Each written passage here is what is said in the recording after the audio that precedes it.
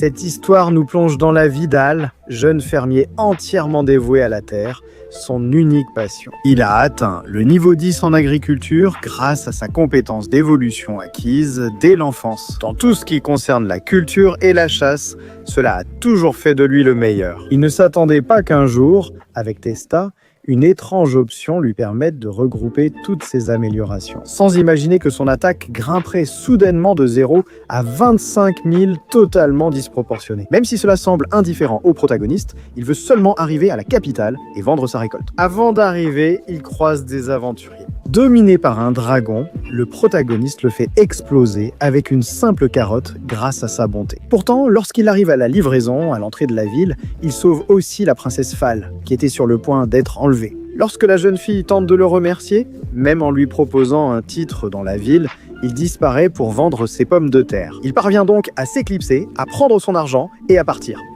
Cependant, le roi apprend qu'un groupe de démons veut attaquer la ville. C'est étrange car ils avaient conclu la paix avec cette race il y a longtemps. Malgré tout, le commandant Cécile fait évacuer le roi de la ville pour sa sécurité avant que sa vie ne soit en danger. Pendant ce temps, le protagoniste utilise ses pouvoirs pour rencontrer ce groupe de démons. Cela le préoccupe car si tout le monde meurt en ville, il n'aura plus de clients, ce qui nuit à ses affaires. Alors, il décide de se battre. Pendant ce temps, Cécile, qui dirige la retraite du roi, finit par révéler son identité en tant que chef du groupe de démons. Il veut, de ses propres mains, en finir avec le vieil homme et sa fille qui tentent en vain de se défendre.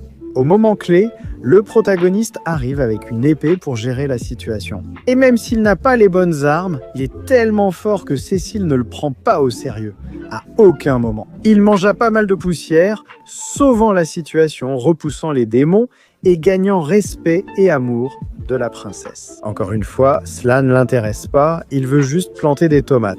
Pour le convaincre, la famille royale lui offre de nombreuses terres fertiles. En contrepartie, il doit au moins intégrer la guilde des héros en cas d'urgence. C'est Fall qui s'est montrée la plus attachée durant ce processus. Et c'est là qu'il rencontre Hélène, la réceptionniste du guilde, qui est surprise qu'un fermier veuille monter en grade. Mais ici, beaucoup de témoins de ses exploits font de lui la merveille du lieu. Bien sûr, comme tout novice, il doit accomplir des missions de collecte de plantes. Et c'est justement là que Hélène lui offre un manteau qui appartenait à son frère cadet, dont il a des souvenirs refoulés. En fait, pendant la mission du protagoniste, il tombe sur cette écaille qui au début ne représente rien. Surtout parce qu'ici même, ils sont attaqués par des orques en rut, donc ils sont sauvés par des amis de la guilde, mais ils finissent par tomber justement sur le propriétaire de l'écaille, le dragon noir. Et en plus, il s'agit d'une aura si puissante que le protagoniste peut à peine lire ses statistiques, qui sont en gros de 250 000 de puissance, quelque chose d'éloigné du protagoniste. Il se retire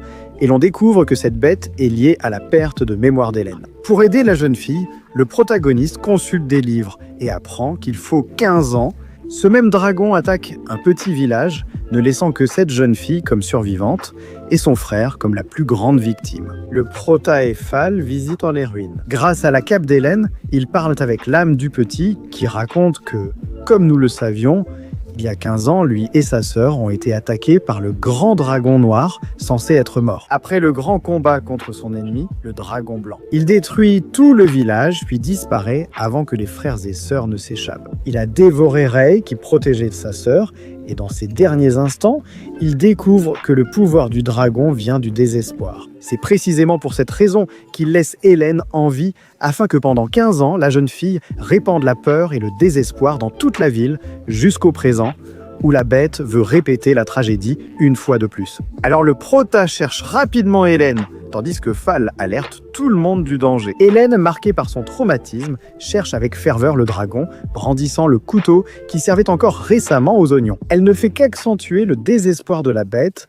stoppée par le prota qui la sauve au moment de la tuer. Il montre à la fille que le dragon est faible sans peur, le frappe et révèle à Hélène le dernier souhait de son frère. Plutôt que de souffrir de sa mort, elle devrait être fière que son frère se soit sacrifié pour la sauver. Quelque chose qui change un peu cette peur et enlève une partie du pouvoir au dragon. Il perd trop de puissance et le prota en profite pour lui porter le coup final. Soudainement. À ce moment-là, Hélène attaque le protagoniste. même si on voit dans ses yeux que ce n'est pas la fille habituelle. Et quand elle attaque le Prota, le légendaire dragon blanc apparaît alors pour aider. Et pas seulement ça, mais aussi pour donner son pouvoir au Prota avec les dernières forces qui lui restent. En effet, Hélène est possédée, et c'est par le dragon noir, qui est assez puissant et qui soumet le protagoniste. Cependant, lorsqu'il essaie d'attaquer son esprit, il se rend compte que le Prota n'a pas de faiblesse, s'il ne pense qu'aux avocats et aux légumes. Le Prota utilise le pouvoir reçu, vainc l'obscur, et apporte la paix à Hélène tout en héritant de certains pouvoirs, ce qui la motive à devenir aventurière. Ainsi, le Prota, serein, reçoit une lettre de ses parents et décide de leur rendre visite. Surtout à cause des engrais présents dans la région, il décide donc de partir au grand désespoir de toutes les filles, surtout Fall, qui est déjà trop attachée à lui. Cependant, en route, il croise les orques en chaleur et est de nouveau sauvé. Mais cette fois, c'est par Ruri, une gentille guerrière peu sûre d'elle. Maintenant qu'ils partagent le même destin, ils décident de partir ensemble. Pendant que la fille s'attache peu à peu au héros et que nous découvrons qu'elle est l'héritière du héros légendaire. Ils s'entendent aussi bien qu'ils promettent de former une équipe après avoir résolu le problème. Ainsi, le héros retrouve sa mère, qui s'avère être une femme très affectueuse avec son fils, mais assez méchante avec son mari. L'essentiel ici est qu'Al découvre que les bandits recherchés par la fille n'existent pas. Inquiet, il se rend sur place en suivant les indications de ce mystérieux individu. Il se retrouve piégé avec Ruri, qui essaie de se battre contre, justement, le type d'avant. Il est non seulement un démon, mais aussi un chef puissant qui crée des illusions des compétences du héros. Mais ils finissent battus. Comme Ruri, paralysé par ses insécurités d'héroïne, le démon s'en sert juste pour l'humilier. Il cible désormais le protagoniste, qu'il considère comme une menace future, et le soumet fortement.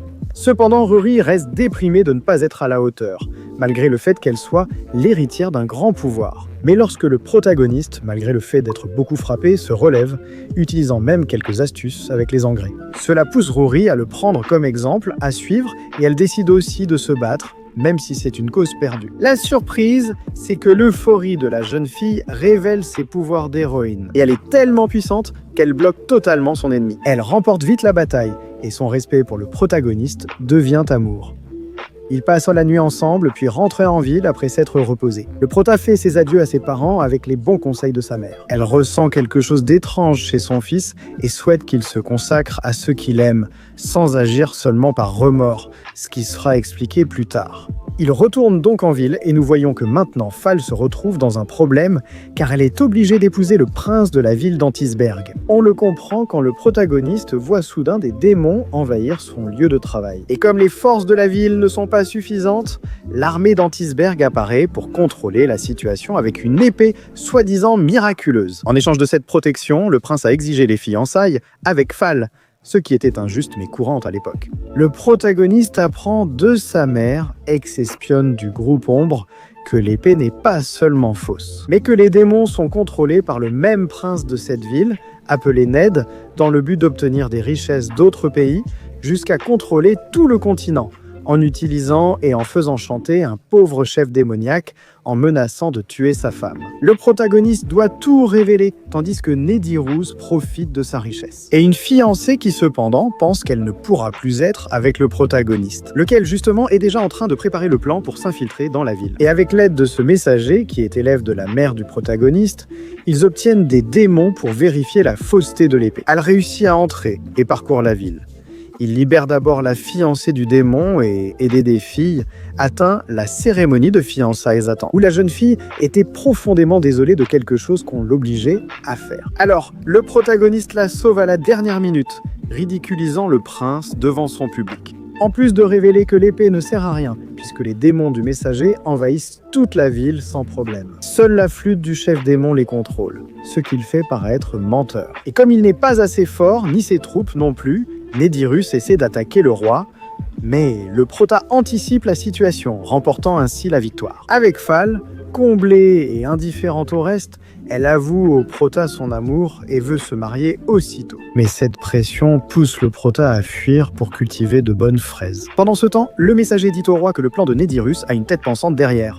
Une personne dont nous ne savons encore rien. Donc pour l'instant, le Prota continue de faire ce qu'il fait. Pendant ce temps, il y a quelques souvenirs d'une fille appelée Ilvia. qui fait partie du passé du prota. Enfant, alors qu'il débutait la cultivation, il livrait des légumes dans la région. Une fois, il y a vu une fillette orpheline frappée après avoir volé une récolte, sûrement par faim. Avant de la livrer aux esclavagistes, elle s'échappe et le protagoniste la cherche pour lui offrir un bon repas. C'est quelque chose qu'il commence à répéter jour après jour, gagnant ainsi la confiance de la petite.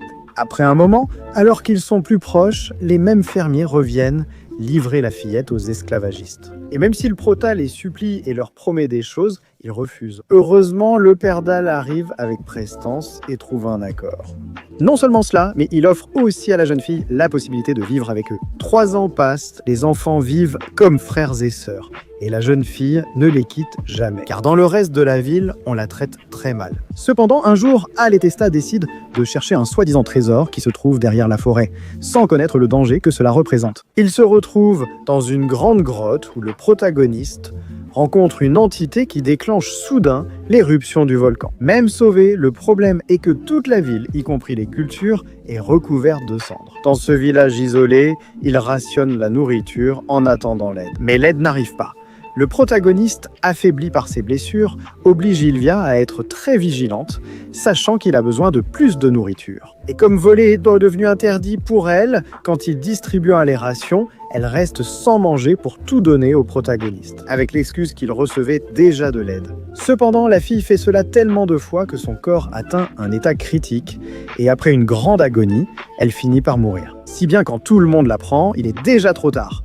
Ce scénario a tellement marqué le prota qu'il est devenu accro à la campagne. Et quand il voit ses récoltes, il sait à quel point il aurait pu nourrir la fille à ce moment-là, ce qui est le plus grand remords du prota. Et en même temps, c'est sa motivation pour continuer, c'est pourquoi il continue de couvrir la ville. Dans la forêt, il rencontre une fille abandonnée nommée Lynn et décide de l'emmener chez lui. Après l'avoir nourrie, il l'emmène à la guilde où il découvre son village d'origine et choisit de l'accompagner, la trouvant désemparée. En plus, la ville a les meilleures asperges du continent. Après un voyage assez compliqué, puisque cette ville a beaucoup fermé ses portes, ils parviennent à entrer. Ils constatent que les gens se comportent étrangement, semblant même dérangés, alors qu'eux seuls sont protégés. Des pendentifs que la petite fille possédait, tout comme le maire, qui, de façon très étrange, semble ne pas se soucier de la situation de son village. C'est évidemment suspect pour le protagoniste, invité au château, ce qui le rend très méfiant. Il arrive sur place et sans surprise pour personne, il tombe dans un piège où justement l'un est aussi complice, mais à cause d'un chantage exercé sur elle par ce démon qui la possède. Au maire et au village, dans le but d'obtenir un réceptacle pour son âme, justement cette statue qu'ils étaient en train de construire dans la ville. La surprise, c'est qu'à ce moment-là, elle est en train d'être détruite par les filles. Le protagoniste avait toujours des soupçons et devait juste les confirmer. Ainsi, le protagoniste élimine la bête sans défense, libérant ainsi Lynn, qui, à la surprise générale, tombe amoureuse du protagoniste. Bien qu'elle ait environ 10 ans, le protagoniste s'en moque une fois de plus et retourne récolter de bons épis de maïs. Le problème, c'est que le plus grand ennemi d'Al apparaît dans la série, les plantes parasites. En plus, elles sont partout dans la région, il doit donc voyager pour acheter des herbicides. Cependant, avant cela, il rencontre le père de Lynn qui lui propose un mariage avec sa fille d'environ 10 ans, ce qu'il refuse évidemment. Mais il finit par se faire frapper par les filles, qui deviennent jalouses en ayant des visions d'une sorte d'ange. Le fait est que maintenant il a de l'herbicide et doit retourner affronter le boss final. Mais il tombe sur cette petite fille maltraitée, appelée Julia. En la sauvant, il découvre qu'elle est l'héritière du roi démon. Et elle a dû fuir son royaume, laissant derrière elle sa famille et Volpe, son tuteur. Alors, pour l'aider, il voyage avec elle jusqu'à son territoire, rencontrant d'abord ce fameux Volpe qui les attaque soudainement car il est sous contrôle. Et même si le protagoniste essaie de se battre contre ce type, il semble très fort. Quand Al faiblit et qu'il risque de mourir, la mère du protagoniste surgit pour les sauver, même si sa présence est justifiée de façon un peu forcée. Alors ils continuent ensemble jusqu'au château, où ils trouvent tout détruit et quelques survivants mentionnant le nom d'une fille maléfique. Soudain, la prétendue mère du protagoniste tente de tuer Julia, ce que le protagoniste soupçonnait déjà. Car il connaît sa mère et sait qu'elle est habituellement plus affectueuse. La surprise, c'est que l'imposteur est en réalité Ylva, que tous pensaient morte et ont pleuré.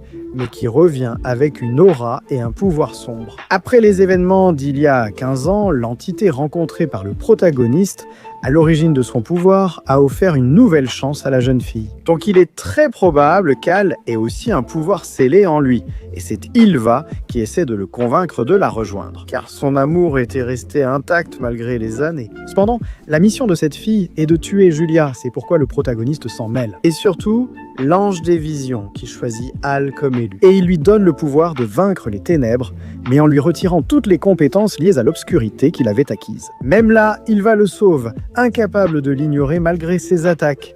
Elle continue de le respecter et choisit juste de revenir plus tard. Malgré tout, il y a beaucoup de problèmes, notamment le fait que les démons l'accusent donc de connaître cette fille qui vient de semer le chaos. Mais il finit par être pardonné après avoir expliqué l'histoire d'avoir sauvé Julia. Cependant, cela le rend pensif car son pouvoir est désormais faible.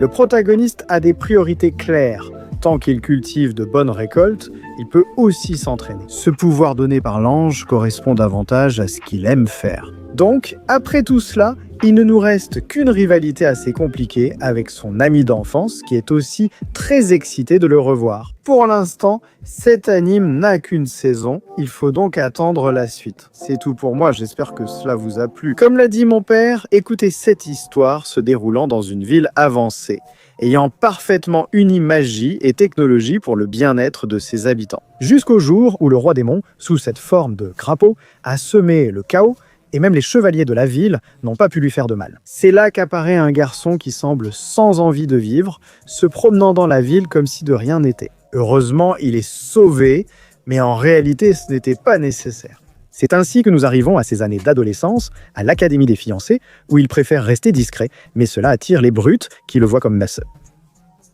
faible. Cependant, Sarone, la femme la plus populaire de l'endroit, finit par le sauver. Le problème, c'est qu'elle s'attendait à une autre attitude puisque tout le monde l'idolâtre. Mais le gars semble simplement la remercier et s'en va. C'est pourquoi elle se sent assez ignorée, compte tenu du fait que tout le monde l'adore comme la meilleure. Ici, on leur explique que pour entrer à l'académie, ils doivent passer un test qui déterminera dans quel rang et quelle classe ils seront placés. Ils doivent vaincre cette version spirituelle de la bête déjà vue. L'otaku passe et ils se rendent compte que ce n'est pas si facile, donc certains échouent. D'autres montrent vraiment leur talent, comme ce chauve ou son ami, qui réussissent avec un score plus que correct. Mais celle qui se distingue le plus, c'est la waifu, qui intègre la classe d'élite et impressionne tous, sauf le protagoniste. C'est maintenant à son tour, et rien qu'en montant sur scène, on ressent déjà sa puissance écrasante. À tel point que la bête se rend compte que c'est lui qui l'a vaincu et décide de s'auto-détruire pour ne pas être complètement éliminé. De la même manière, il est amené dans la classe d'élite, où, dès le premier jour, ils doivent invoquer les mascottes spirituelles habituelles qui dépendent de la quantité de pouvoir que possède chaque élève. Tous invoquent des mascottes assez normales,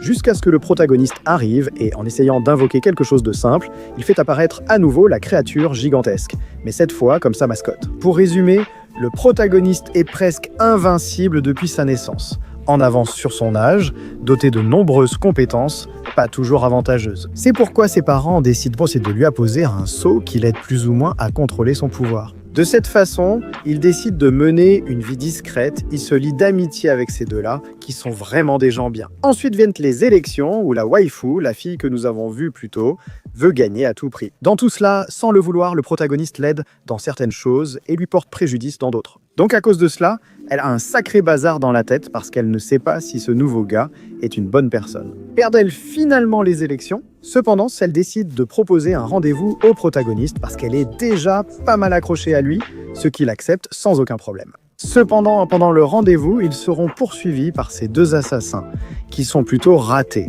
et qui sont sous les ordres de celui-ci. File mystérieuse que nous verrons plus tard. Nous avons un rendez-vous rempli de moments amusants et une fin romantique où l'on remarque la chimie entre ces deux personnages. Le lendemain, nous retournons à l'école, où le directeur leur annonce qu'il y a maintenant un nouveau tournoi dans lequel ils doivent d'abord mesurer l'énergie physique de chaque équipe à l'aide de ces bracelets. Et ce tournoi sera contre une autre académie, l'école 59, avec une bonne puissance qui, jusqu'à ce que le protagoniste arrive et en montre tant qu'il ne peut la contenir. Et cela les place automatiquement à la première place. Le score est tellement fou qu'ils pensent que c'est une erreur. C'est le moment de se détendre avant le tournoi. Chacun fait ce qu'il veut, rendre visite à sa famille, pratiquer ses hobbies, comme par exemple Waifu, qui est streameuse, la nouvelle religion programme d'accompagnement individualisé, laquelle, petite anecdote, est dirigée par le père du chauve et par l'un des professeurs de l'école. Là où ça devient vraiment génial, c'est quand chacun doit se préparer à aller au tournoi qui aura lieu dans l'académie rivale. En utilisant leurs épées comme outil, chacun prépare la sienne ainsi que celle du protagoniste. Même si elle est laide visuellement, elle possède un esprit puissant sous la forme de cet enfant. Ils arrivent ensuite à l'école 59, leur rivale, où ils sont accueillis par ces 4 membres qui sont assez forts et un 5e membre qui manipule une énergie négative comme celle du protagoniste. Ici, la fille lapin réapparaît, mystérieuse, cherchant à assassiner la waifu. Réalisant l'importance du protagoniste pour elle, elle décide de le kidnapper. Le plan ne se passe pas très bien pour elle, car ils finissent par sauver le protagoniste. Cependant, l'ennemi parvient à prendre l'apparence du 5e membre de l'équipe adverse. C'est ainsi que commence le tournoi dans lequel nous avons ces 2 équipes de 5 qui s'affrontent dans une conquête de zone. C'est comme capturer le drapeau avec 5 zones, chacune symbolisant un élément. Au début, on voit comment l'école rivale prend l'avantage, car elle parvient à s'emparer de plusieurs des hôtels, donc son score augmente plus rapidement. Ce à quoi il ne s'attendait pas, c'est que le protagoniste a pu vaincre Colorado d'une seule poussée. Même pas ça, il a simplement touché. Galin ne s'attendait pas à ce que le sceau qui retenait son pouvoir soit sur le point de se briser. Alors le chien décide de l'aider. En fusionnant avec lui, l'esprit tente d'absorber une part du pouvoir du protagoniste pour éviter qu'il perde le contrôle. Parce qu'il y a un détail très important, le sceau qui retient son pouvoir ne limite pas seulement ses pouvoirs, mais aussi ses émotions. C'est pourquoi il reste froid et distant avec les autres. Et comme il est tellement endommagé, on commence à percevoir des émotions qu'on n'avait jamais vues auparavant. C'est alors qu'il commence à se rendre compte de qui sont ses amis, et aussi de qui est la personne qui lui plaît. C'est évident, regarde-la parler espagnol.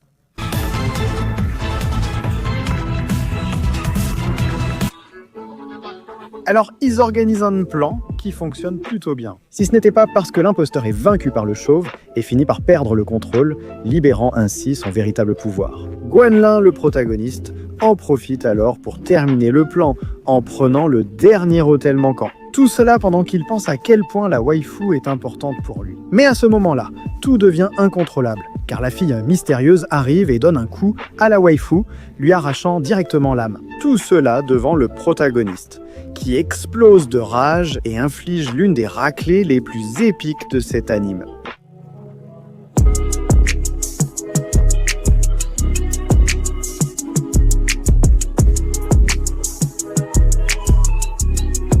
Et cela ne sert à rien, car peu importe la puissance qu'il possède, il ne pourra pas la ramener à la vie, même en réinitialisant le monde. Cependant, le chien lui dit qu'il y a une possibilité, qui consiste à créer un monde différent de celui dans lequel il se trouve. Au final, le nouveau monde créé par le protagoniste finira par absorber l'ancien. Cependant, cela demande énormément de pouvoir et c'est assez dangereux, mais le protagoniste s'en fiche et décide de le faire, y parvient, mais dans cette nouvelle réalité, il n'a pas la fille qu'il essayait de sauver. Tous les événements vécus par le protagoniste sont désormais sans elle, d'où ce vide ressenti. Pendant que cela se passe, l'ancien monde continue de se consumer. Le protagoniste ignore que l'âme de sa petite amie n'a pas disparu, mais est allée en enfer. Avec ces personnages qui ne sont pas du tout importants. Elle est donc rapidement renvoyée dans un corps humain. Elle retrouve la raison et essaie d'arrêter le protagoniste, qui à ce moment-là se trouve piégé dans cette nouvelle réalité où elle n'est pas. Elle y parvient finalement en le transperçant avec une épée. Et ces 2 personnages se retrouvent à nouveau, réussissant à empêcher que le monde ne soit complètement consumé. Cependant, le monde est déjà trop en ruine, donc le protagoniste n'a pas d'autre choix que de remonter le temps, juste au moment où la méchante perd le contrôle. Évidemment, pour éviter qu'elle n'élimine la protagoniste, et il y parvient trop bien au point de ne même pas la laisser bouger, ce qui change ainsi le cours des événements. L'équipe du protagoniste finit par gagner le tournoi. La fille reste en vie, et apparemment jusqu'à ce point, l'histoire se termine de façon assez heureuse. Mais cela provoque des effets secondaires sur le karma magique, entraînant une forte chute de l'énergie qui le soutient. Pendant que le prota et ses amis décident encore de poursuivre leur vie paisible, ce qui ne sera pas facile, car après la performance de l'école lors de la compétition des académies, il y a plus d'intérêt pour celle-ci. C'est pourquoi tous les élèves seront à nouveau soumis à un test de puissance avec une exigence plus élevée. Comme souvent dans la série, Yuan-Ding reste perçu comme l'un des élèves les plus faibles. Lors de l'épreuve, ils doivent invoquer ce rayon magique et ceux qui échouent ne sont pas admis.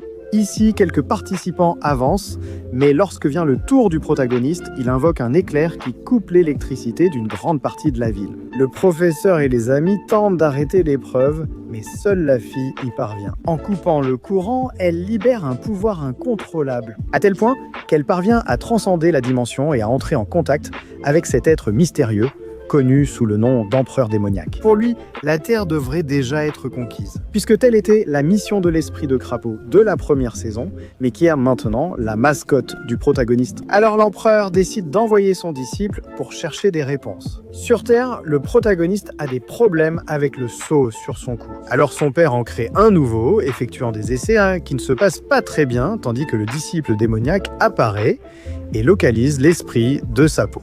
Mais il a tant de malchance qu'en arrivant, le père enlève accidentellement le sceau de Yuan-Ding, libérant une énergie qui désintègre totalement le puissant être, même s'il n'est pas mort. Ici, nous revenons à l'académie, où le résultat du test est une nouvelle élève très prodigieuse, appelée Ling Xiao, qui rappelle des souvenirs au protagoniste. Nous découvrons ici la légende de San Ren, meilleur assassin du monde, disparu il y a 10 ans avec sa compagne Yu He. Un événement survenu le jour de la première apparition du légendaire crapaud de la première saison. Ce qui leur est arrivé reste un mystère. Cependant, les protagonistes tombent par hasard sur la cachette de ce légendaire San Ren, découvrant la vérité. Il y a 10 ans, alors que ce tueur prenait l'avion avec sa petite amie, le grand crapaud, que le protagoniste vainque se trouvait en ville. La foudre libère la créature, frappe l'avion, sépare le couple et emporte Yu He. Dans le monde démoniaque que nous avons vu auparavant, où elle est devenue une disciple de l'empereur démon, comme sa sœur, la méchante de la saison précédente, qui est seulement emprisonnée tandis que son petit ami est sauvé par le jeune héros. Cependant, sans la jeune fille, il choisit de l'attendre dans la cachette de l'académie pendant 10 ans, découvrant que le légendaire San Ren, meilleur assassin du monde, est le professeur de l'académie, bien qu'il soit un peu plus gros. La méchante revient avec son petit ami et pour l'instant, la situation se calme. Ici, nous voyons comment les étudiants commencent à améliorer leurs épées, car après un certain temps, elles nécessitent un entretien. Ils se rendent donc dans l'un des ateliers de la ville, où ils rencontrent à nouveau Ling Xiao, qui travaille dur à l'affinage des épées afin d'en obtenir une pour elle-même, car elle a toujours été très humble. Les étudiants de l'académie rivale, profitant de leur position, se mettent à mépriser la jeune fille. Les protagonistes décident alors de l'aider en fabriquant une épée, réunissant divers matériaux de qualité. Le protagoniste y ajoute les restes du disciple vaincu, rendant l'arme imparable. On le constate le lendemain, quand le gars tente d'humilier la jeune fille avec sa relique de fils à papa. Mais dès qu'ils combattent, cette nouvelle épée s'anime d'un simple contact. Et non seulement elle détruit l'épée adverse, mais elle aspire presque la vie de son porteur. Il ne lui reste qu'à partir humilié. Mais les problèmes ne s'arrêtent pas là, car l'ancienne méchante Liu Ying apparaît, profitant du faible niveau de magie sur Terre pour s'échapper de sa prison. Et ce n'est pas tout, car l'étrange épée de Ling Xiao a un effet secondaire grave. Elle permet aux disciples de prendre possession du corps de celui qui possède l'épée. Tout cela, tandis qu'à l'académie, le couple principal profite de la soirée ensemble et, alors qu'ils sont sur le point de se déclarer, ils sont interrompus par Ling Xiao. Possédée, elle utilise ce miroir spécial pour établir une connexion entre les deux mondes. L'ancienne méchante apparaît également, se joignant au combat et tentant à nouveau de tuer la jeune fille. Évidemment, le protagoniste ne laisse pas faire et les arrête toutes les deux, protégeant ainsi Surong. Pourtant, pour cette jeune fille, les problèmes persistent et elle ne passe pas un bon moment. Sa famille millionnaire est en faillite à cause de quelques mauvaises décisions de son père, et parce que la famille Tang, leur rivaux éternel, utilise à son avantage un envoyé démoniaque très habile en affaires. Celui-ci a réussi à faire chuter leurs revenus à des niveaux critiques, car il a profité du faible niveau magique pour nuire à la production de la famille Sun. C'est pourquoi les Tang décident de leur proposer de signer un accord par lequel ils leur donneront beaucoup de capital en échange que leur fille signe un pacte avec leur héritier. Même si la jeune fille refuse, cela peut finir en fiançailles et elle doit accepter, si elle veut sauver non seulement sa famille, mais aussi les employés de l'entreprise. Ce à quoi elle ne s'attendait pas, c'est que le protagoniste découvre la vérité sur la faible production. Que le démon autrefois connu sous le nom de Reichmann à vider les réserves de l'entreprise. Avec cette bête, tout favorisait les Tang, alors il l'élimine. Et comme par magie, les actions de la famille commencent à remonter, car les méfaits des Tang sont également découverts. Qu'ils n'étaient bons qu'à humilier et qu'à présent tous leurs biens sont gelés. Même si beaucoup ignorent qui était le héros, elle le sait et c'est l'essentiel.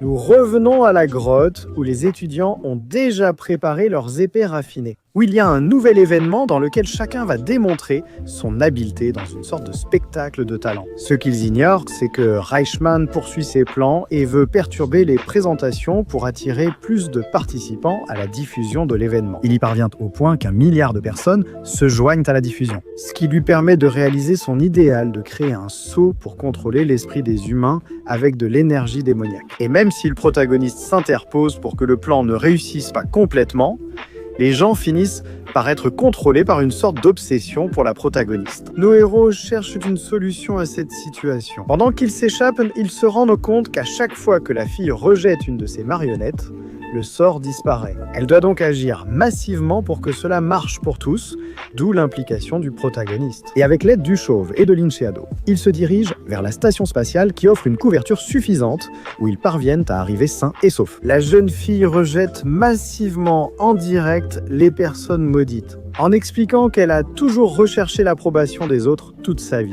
Après tout ce qu'elle a vécu, suffit-il qu'une seule personne l'accepte ? Évidemment, cela provoque une réaction en chaîne qui ramène les gens à la normale. Cela met Reichmann en colère, qui tente comme dernier recours de faire s'écraser un astéroïde sur la Terre.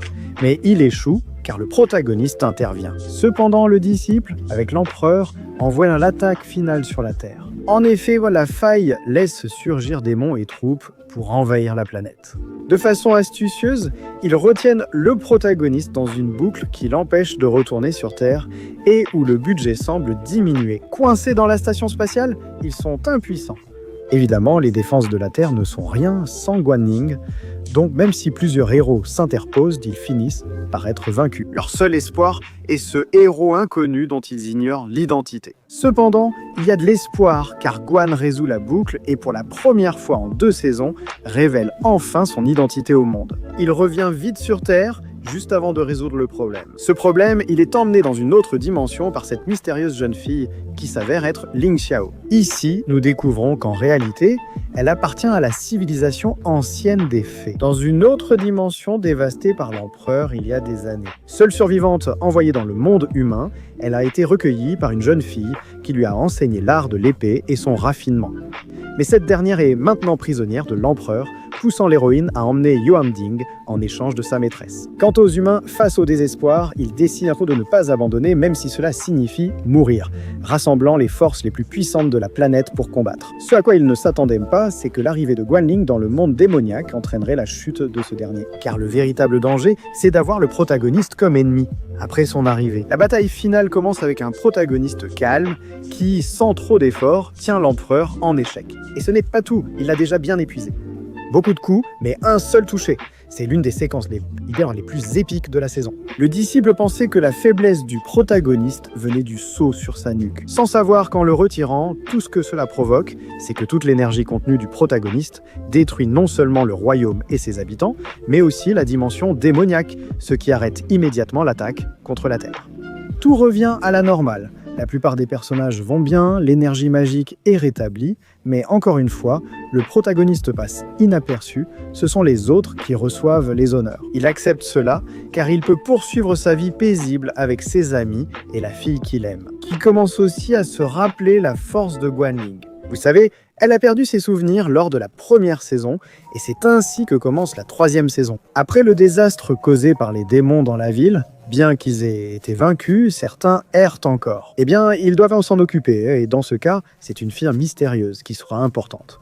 Mais ici, nous avançons de quelques jours où tous les étudiants retournent en cours car une force mystérieuse a réussi à reconstruire toute l'académie. Il s'agit de Rani à la demande spéciale du directeur. Donc tout semble revenir à la normale avec pour seul changement que nous n'avons plus une seule princesse de l'école. Mais une rivale nommée Yoshiko apparaît, une japonaise millionnaire qui veut devenir la plus populaire de l'endroit, défiant même sa propre Rani. Cependant, elle ne lui prête même pas attention parce qu'il y a des choses, ou plutôt des personnes, plus importantes en ce moment. Ainsi, étant assez ignorée, elle réapparaît ensuite dans le salon en annonçant qu'en tant qu'héritière d'une famille importante, elle doit être respectée. Mais une seconde plus tard, la professeure l'interrompt et lui annonce que sa classe n'est pas celle de l'élite mais celle des élèves ordinaires. Humiliée, elle décide de jouer un sale tour et attire l'attention de Ron en s'en prenant à son homme. Elle réussit à le distraire avec son plat préféré, ce qui énerve la présidente, et la pousse à relever tous les défis. Cependant, Yoshiko l'a enquêté, sachant que sa faiblesse est la cuisine, ce qui est assez étrange. Enfin,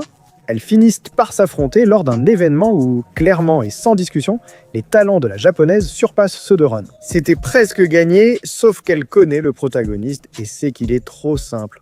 Et ses paquets préférés, c'est la seule chose qu'il aime vraiment car elle lui rappelle des moments importants de son enfance. Puisque seule la vie du gars compte, la fille gagne et reste dominante à l'académie, apaisant tout de suite la situation. Dès lors, nous suivons Rani, qui rêve de la façon dont sa mère fêtait ses anniversaires avec ce style d'œuf, alors qu'il n'était qu'un tétard. Quelque chose qui le rend triste car aujourd'hui est ce grand jour pour lui. Et il s'enthousiasme lorsque Guanlin lui demande à quoi ressemblerait la célébration d'anniversaire dans le monde démoniaque. Alors, voyant comment toute l'équipe travaille sans relâche et semblait ne rien lui laisser voir pour ne pas gâcher la surprise. Se sent-il chanceux de vivre avec les humains ?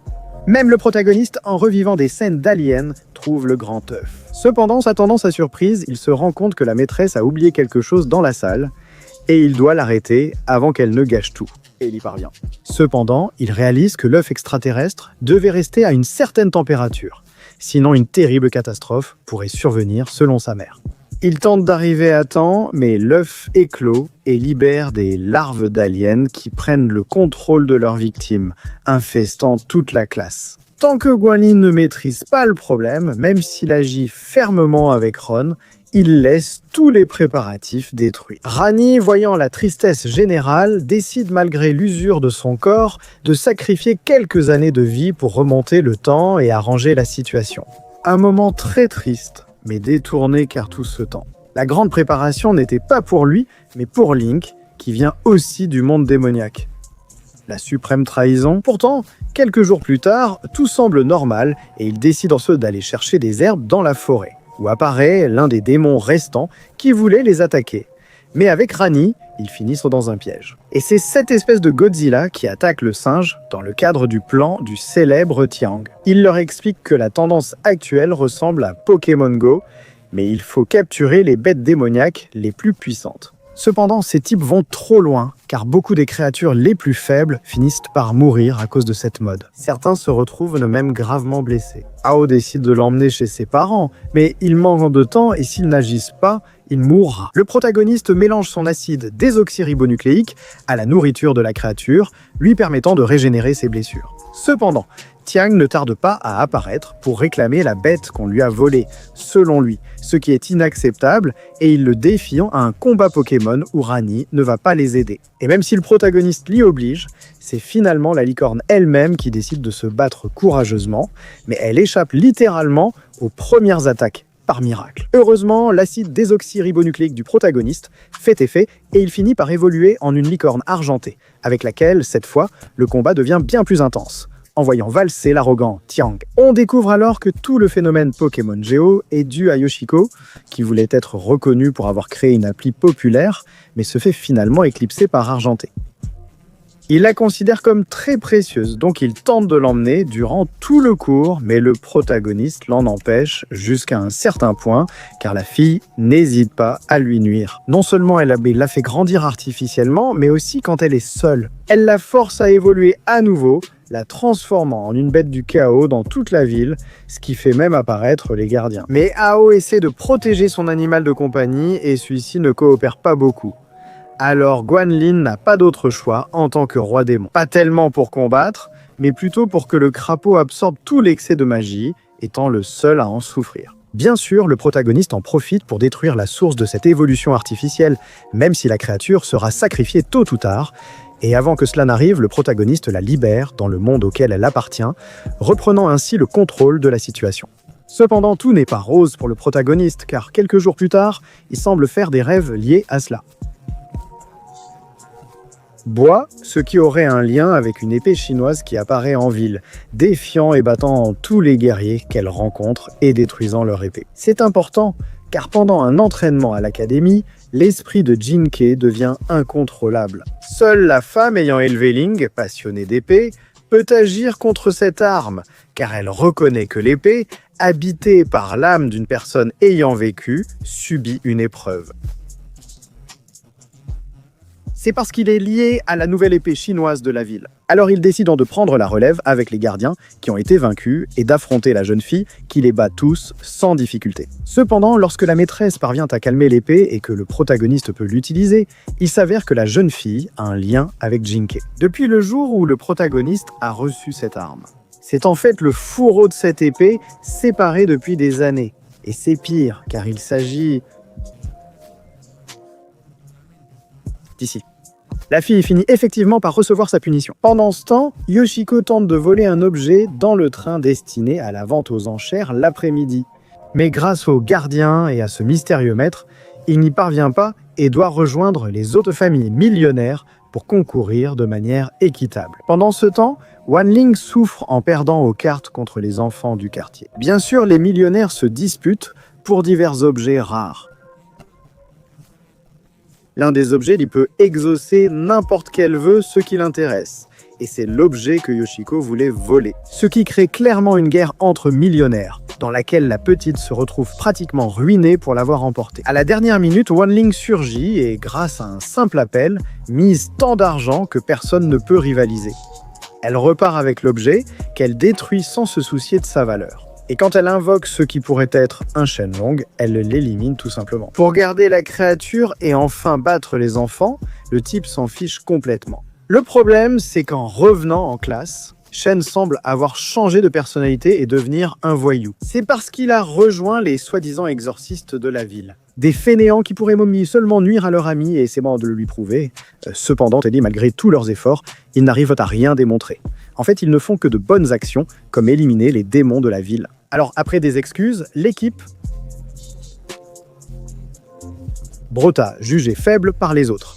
C'est pour cela que Shen veut l'intégrer à l'équipe et en discuter en privé avec les chefs, pour découvrir que tout cela n'était qu'une mise en scène, en engageant des démons pour que plus de gens rejoignent le gang, qu'il considérait pratiquement comme sa famille. Voilà pourquoi cela l'affecte à tel point qu'il perd la raison et se maudit, ce que Guanlin refuse. Et il prouve qu'il n'est pas si faible, car avec une batte cassée, il fracasse le visage de tous ses ennemis avec une rapidité incroyable. Il prend même soin de son ami pour que, lorsqu'il se réveille, il croit avoir été le véritable héros de toute l'histoire. Il ne sauve pas qu'un ami, Zhu a aussi des ennuis, et c'est le frère qui doit intervenir. Mais cette fois, une caméra sur place révèle tout le spectacle du héros de la ville. Maintenant, tous le méprisent pour avoir été un imposteur si longtemps. Bien que l'identité de Brota soit encore secrète, le fait est qu'il commence peu à peu à tout perdre. Il est évident que malgré tout cela, cela ne l'empêche pas de continuer à essayer de bien faire les choses. Et de s'attirer des ennuis avec des démons bien plus puissants. Et même si le frère est toujours là au bon moment pour le sauver, il ne se sent plus bien de mentir aux autres et à lui-même. Même lorsque le frère lui donne l'occasion d'effacer les souvenirs de toute la ville, il préfère qu'il lui donne un véritable entraînement pour que ses réussites soient vraiment les siennes. Il choisit de quitter la ville temporairement. Parce qu'elle était derrière tout ça, même si personne ne le sait. Pour l'instant, les étudiants ne pensent qu'au grand gala à l'académie et au fait qu'ils n'ont pas de partenaires à inviter. En fait, Hao s'intéresse à la méchante femme et Chen veut lui voler la vedette, mais tous les deux essuient un refus clair. Malgré tout, l'événement a lieu grâce à la famille de Xiurong, qui a déjà des projets pour la maison vide. Le problème survient quand son grand-père arrive et veut savoir si le prétendant de sa petite fille convient. Mais elle finit par mal s'entendre avec quelqu'un d'un niveau si bas. Pourtant, en respectant les règles familiales, elle lui impose 3 épreuves sans s'attendre à être surprise. Parce qu'il n'est pas seulement fort, mais aussi très puissant. Ainsi frustrant son grand-père, elle le défie à un duel avec l'arme de son choix. Cependant, Brota s'intéresse justement au bâton sacré de 7000 kilos que seul le fondateur de la famille a pu soulever. Cela fait que le grand-père change d'avis instantanément et lui accorde son respect. Cependant, le bonheur ne dure pas longtemps, car alors que tout le monde profite de la cérémonie, le bâton sacré finit par disparaître. ce qui ne laisse qu'un seul suspect possible. Pourtant, en revenant un peu en arrière, on réalise que ce bâton était une commande exclusive confiée à Yoshiko, après s'être fait passer pour la cuisinière et s'être faufilé dans le manoir. Furieuse, Ron part avec le protagoniste vers son manoir au Japon. Et même si elle semble ne pas vouloir se montrer, les horribles chansons de Hao la font sortir. Pour qu'elle finisse par nier le fait qu'elle a volé le bâton, ce que personne ne croit, alors la fille demande à ses yakuza de s'en occuper, mais contre le protagoniste, ce ne sera pas si simple. En fait, la fille est obligée d'utiliser ses invocations grâce à cette relique. Wan Li, avec tant de puissance, détruit leurs armes ainsi que l'objet, envoyant les deux là où ces démons sont enfermés. Et qui sert en quelque sorte de stockage pour toutes ces créatures capturées avec le Pokémon Géo d'avant. Ju a découvert cela, ce qui l'a poussé à quitter la ville. Cependant, le dilemme de Yoshiko est dès qu'il ne peut pas contrôler ces démons, car il manque un objet puissant qui ferait que toutes ces créatures n'en voudraient le suivre. Cela pourrait être le bâton sacré. De plus, parce que soudainement cet espace mort commence à se détruire, libérant toutes ces basseurs, toutes ces bêtes sous l'ordre. L'auteur de tout cela, qui n'est autre que Rani. C'est compréhensible, car après la déception de son anniversaire, il a senti qu'il n'était important ni comme humain, ni comme démon. Plongé dans une profonde dépression, il découvre un groupe de démons cachés de la société qui respectent encore son héritage de roi démon. Est-ce le moment de se rebeller contre la répression humaine? Et pendant tout ce temps, il gérait les choses depuis l'ombre. Et il est compréhensible qu'il veuille libérer ses frères de cette famille japonaise, en plus de détruire la ville dans le processus. Cependant, il est conscient qu'il y a un obstacle qu'il ne pourra franchir d'aucune manière. Il propose donc un défi intellectuel au protagoniste, sachant qu'il n'est pas très bon en classe après l'avoir longtemps observé. Cependant, cela s'explique. Il a largement assez de connaissances, et même avec des exemples assez fous. Donc, il ne reste plus qu'une option au chien, c'est de l'attaquer personnellement. Il lui demande cette date d'anniversaire qu'il a oubliée et avec laquelle il parvient à le battre, mais en étant assez blessé. Le considérant comme un ami, il laisse sa colère l'envahir et choisit de se battre au lieu de craindre. Logique. Il ne peut pas se battre même en remontant le temps, car il perd toujours, peu importe la fin. Même ramené à l'état de bébé, le protagoniste reste un prodige depuis les œufs de son père, sans différence. Il ne lui reste plus qu'à s'enfermer avec lui dans un sceau éternel. Mais au final, il n'arrive à rien, juste à créer un petit espace où ils peuvent parler. Rania en profite pour se confier, le voyant comme un ami, mais reste confuse sur sa nature humaine ou démoniaque et son rôle. Alors le protagoniste lui montre simplement que, peu importe laquelle des deux elle est, elle a un endroit où revenir. Quelque chose l'émeut et lui fait accepter sa défaite. Avec deux conditions. La première, que tous ses frères soient libres, et pour cela, le protagoniste crée une planète à partir de zéro où ils peuvent bien vivre, sentant qu'il doit vraiment quelque chose à son ami. Le chien lui demande aussi de rester son animal de compagnie, ce qui est certain, et sûrement avec une meilleure relation entre eux. Donc tout redevient normal, même l'attitude de Yoshiko qui est reconnaissante, au moins elle n'a pas perdu.